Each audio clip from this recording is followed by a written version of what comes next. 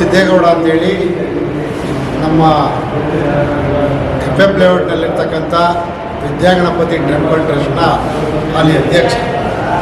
ಈ ದೇವಸ್ಥಾನ ಕಟ್ಟಿ ಹೆಚ್ಚು ಕಡಿಮೆ ಈಗ ಅಲ್ಲಿ 20 ವರ್ಷ ಆಯಿತು. 20 ವರ್ಷದಿಂದಲೂ ಸಹ ಶಿವರಾತ್ರಿ ಹಬ್ಬಕ್ಕೆ ವಿಶೇಷವಾಗಿ ನಾವು ಬರುವಂಥ ಭಕ್ತಾದಿಗಳಿಗೆ, ಯಾಕೆಂದರೆ ಆ ದೇವಸ್ಥಾನವನ್ನು ಸಂಪೂರ್ಣವಾಗಿ ಭಕ್ತಾದಿಗಳೇ ದುಡ್ಡು ಕೊಟ್ಟು ಕಟ್ಟಿಸಿದಂಥ ದೇವಸ್ಥಾನ.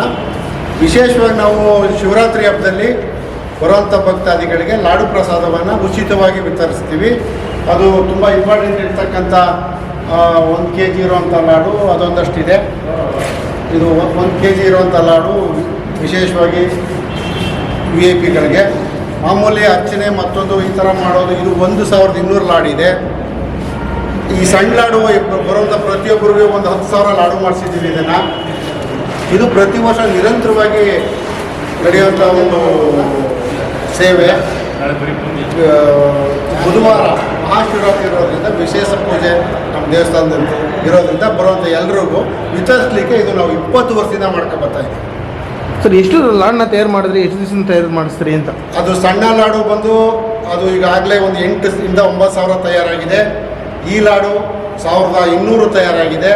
ಅದೊಂದು 120 ಲಾಡು, 1 kg 120 ಲಾಡು ತಯಾರಾಗಿದೆ.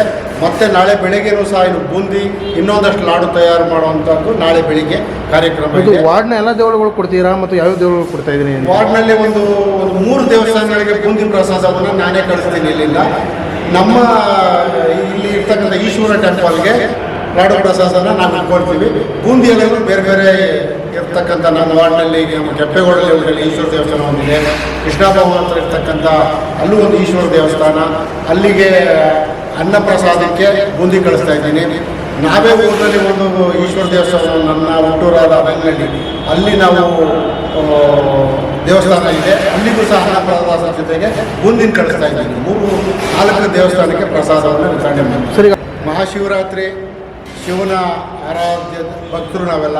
ಆ ಪರಮಾತ್ಮ ಎಲ್ರಿಗೂ ಒಳ್ಳೇದು ಮಾಡಲಿ, ಸುಖ ಶಾಂತಿಯನ್ನು ಕೊಡಲಿ, ಈ ಎಲ್ಲರಿಗೂ ಸಹ ಒಳ್ಳೆಯ ಆರೋಗ್ಯವನ್ನು ಕೊಟ್ಟು ಒಳ್ಳೆಯ ಸದ್ಬುದ್ಧಿಯನ್ನು ಕೊಟ್ಟು ಕಾಪಾಡಲಿ ಆ ಶಿವ ಆ ಮಂಜುನಾಥೇಶ್ವರ ಅಂತೇಳಿ ನಾನು ಸಮಸ್ತ ನನ್ನ ಎಲ್ಲ ವಾರ್ಡ್ನ ಜನತೆಗೆ ಕೇಳ್ಕೊತೀನಿ.